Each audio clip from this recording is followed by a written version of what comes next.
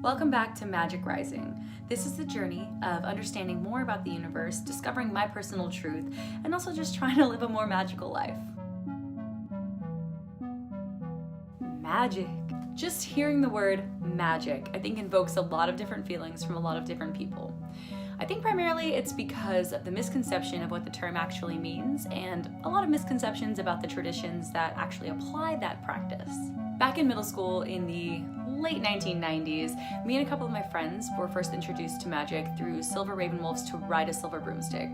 I know a lot's changed since then, but it was a good introduction, and there weren't a lot of resources out there available for young little Amanda and her group of ragtag little witches, so it pretty much faded off pretty quickly. Thinking back on how I perceived magic and how I understood magic when I was just a little kid, it's definitely changed, and I grew up Catholic, so a lot of the magical aspects I think were kind of in tune with each other, such as invoking some sort of an external higher power sort of thing. I definitely jumped back into Catholicism for the remainder of middle school, high school, and even into college. So in college, when I jumped back into the study of witchcraft, we had learned from Christopher Penczak's Inner Temple of Witchcraft, which was definitely a leap and jump ahead of the Silver Raven Wolf's books. I'm not saying anything bad about the books, just saying that the approach was a little bit different. And also I was a little bit older, so I think I was ready to understand magic in a different way. So through all of my studies, I think I've arrived at the following understanding of what magic is. For me, it's summarized best by Aleister Crowley's quote: "Magic is the science and art of causing change to occur in conformity with will." In my opinion, this view of magic, it makes it more attainable. It takes it out of that far off, unreachable force out there that you can't hardly comprehend, and makes it something that you can access and you can use. And I think that a lot of people do have that view of magic being supernatural. And the best thing I can say is that magic, it's not supernatural, it's completely natural.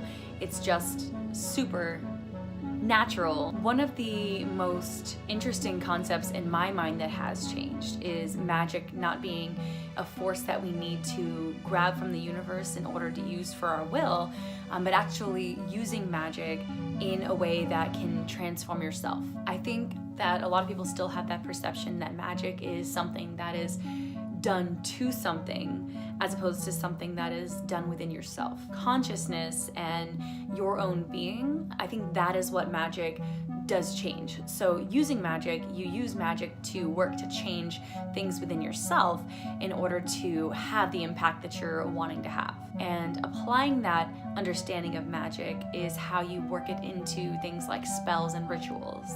So then you think to yourself, okay, so basically people out there who are casting spells on other people or casting spells to invite wealth to come into their lives, isn't that using magic to create an external thing to happen for you? Well, I think that while the outsider might view it like that, what it really is magic is changing things about yourself. And so when you change things about yourself and in your own consciousness, it can have impacts that appear to be on an external level. Okay, so for instance, money spells.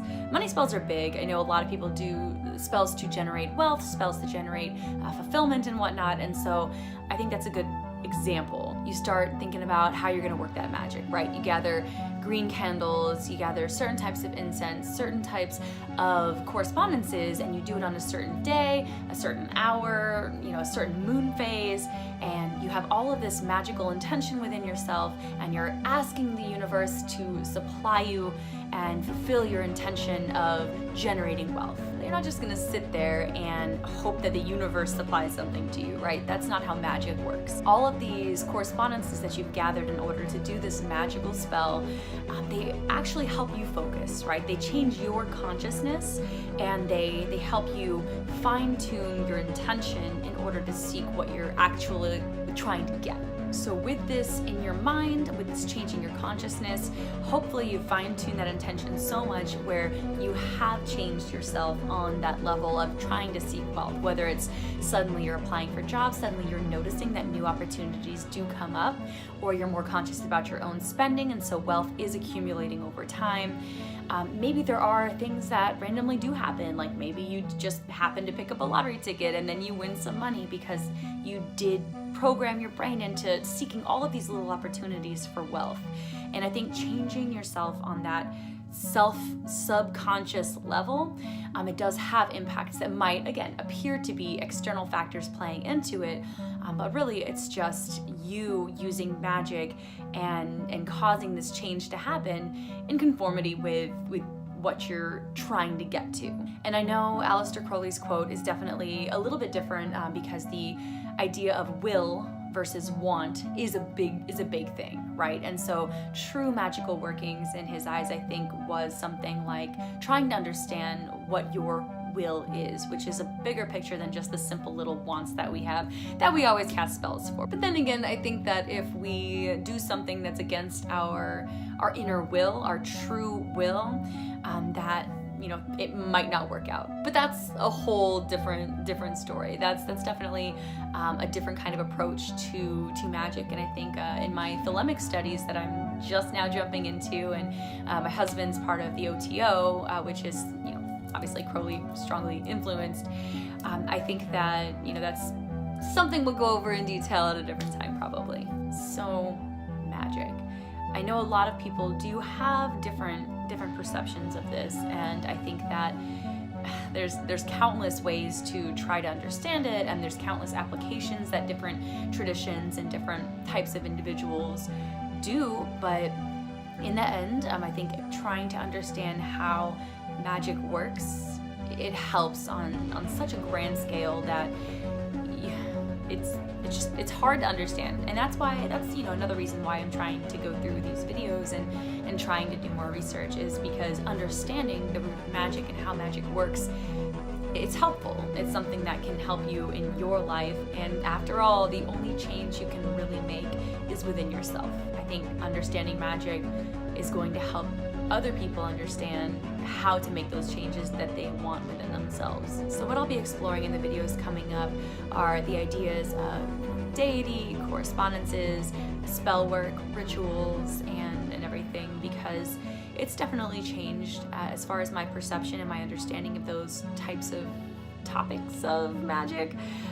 It has changed since I started studying with Wicca and witchcraft in the late thousands, and I'm really excited to see where this takes me. I definitely am. I definitely believe in magic, especially in the way that Crowley describes it, and I think it's going to be fun to explore more about that and see how it can help my life.